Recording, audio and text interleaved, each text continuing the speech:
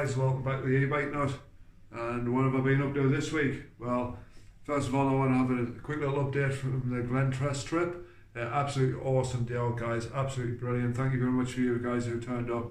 Loved every minute of it. Did get sick of getting punctures and whatnot, put the bike through its paces. As you can see, the back wheels, the back tyres off at the minute. There's a lot more than that going on though, guys. So after my trip around Glentress, I thought to myself, well, what is the purpose of this bike?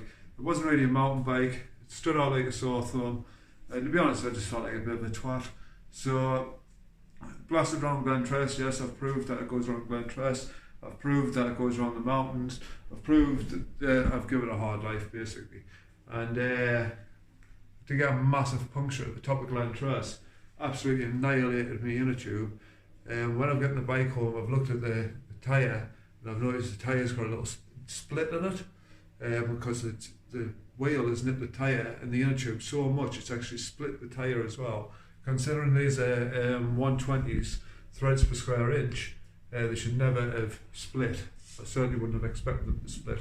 I know they're not for e-bikes, certainly not for heavy e-bikes, but you know, they are built for mountain bikes. So anyway, guys, it's starting to make us think of what's the purpose of having this bike. It's not really a mountain bike, it's too fast just to nail around the roads. I commented on Facebook the other day on this status and the whole hell broke loose, and it started making us think to myself, well, is this bike just absolutely crazy? Has it got a purpose? These guys are saying about the law, you know, I don't fully understand it myself. I think it's a bit of a dark place, a little bit of a grey area, the law on the e-bikes.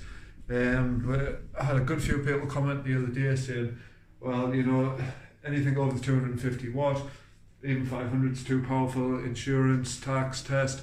Do you know what it is? Maybe these guys have got a point. I don't ride this thing around trying to be, you know, a rebel or anything like that. So it started making us think, well, what's its actual purpose? So I've had to try and think about things, and I've been off work and I've been thinking about how can I make it better? What else can I do to make it better? Now the electronics is absolutely brilliant on it.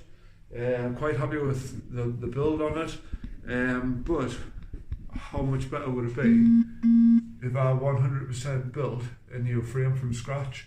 So this is what I'm thinking about doing, guys. This is what it's playing in my head, and I'm thinking about making a tubular frame, getting the battery. I'll try and explain while it's on camera, but basically built all tubes instead of all this paneling and whatnot, and down here I want the battery as low as I can, so I got a good centre of gravity with it. I've tried to think about it as much as I can.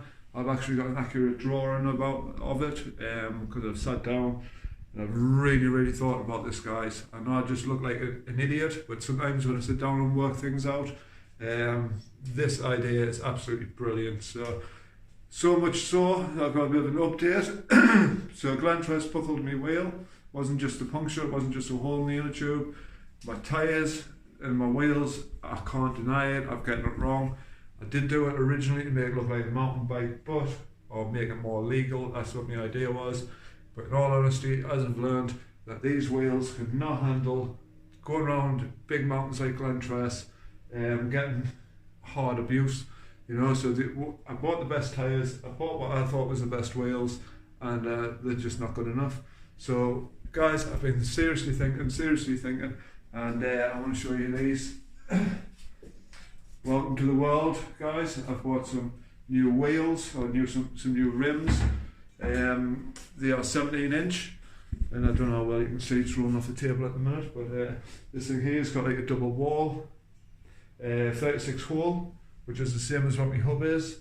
So I'm really excited about doing this. The bike is going to go through either an entire overhaul. I don't want to make no promises because I'm not 100% sure yet, but the bike's either going to go through a 100% overhaul, or I'm going to build an entire new frame. Like I say, the tubular one, that's the ideal world, but it just comes down to cost and when I can afford to do it, because the wheels is going to end up, you know, not being cheap to do. But that's its letdown. That's this bike is its letdown. I should have really built on, I thought it was going to be 19s. These wheels here is actually 17s. I'm super excited because do apologise if I'm getting excited with my voice, but I'm super excited about doing it because it's going to alter all the torque on the bike, it's going to lower the top end speed. I've got to think to myself, well, if the UK legal limit's 15 mile an hour and I'm doing 70 hour, guys, that's not great, is it? You know, so what is this bike? This bike's an off-roader, so I can either cruise it around, or I can make it off-roader, or I can make it into a custom, like full-on show type bike. I'm not 100% sure what I'm going to do, but there's going to be some big changes with it. Like I say, I've already measured up some frame measurements, so please like and subscribe if you haven't already, guys. Because in the next few weeks, or in the next few episodes, keep an eye out, guys, because there's going to be videos out here for doing measurements of the frame. I'm going to alter the wheelbase. I'm going to show you all these things, guys, as and when I'm doing it. Going to get some steel. We're going to do a little bit of TIG welding. Like I say, we're going to get all new headstocks machined. So I'm super excited about doing it. I really am. I really can't wait. But it's going to be more so a winter project. I'll get the wheels done. That's my next job, because the bike's unrideable at the minute, due to the spokes being absolute pain in the arse. But I'd like to say I'm going to wire these up. I've been in touch with a company in Durham called Northeast Wheel Builders. I've used them before. Fantastic company, guys. This guy is a proper, if it's the same guy who's still doing them, but he's a proper old guy, proper old school. They used to build motorbikes in a place called Pallion in Sunderland. I don't know, in like 1906 or something. Pallion Japs, I think they're called. That's actual motorbikes I think they were making. He did tell us the story last time, but it's been a while since I've seen the guy. Anyway, he's going to wire the hub into these little wheels. I'm going to get the wheels powder coated, and it's going to be absolutely mint.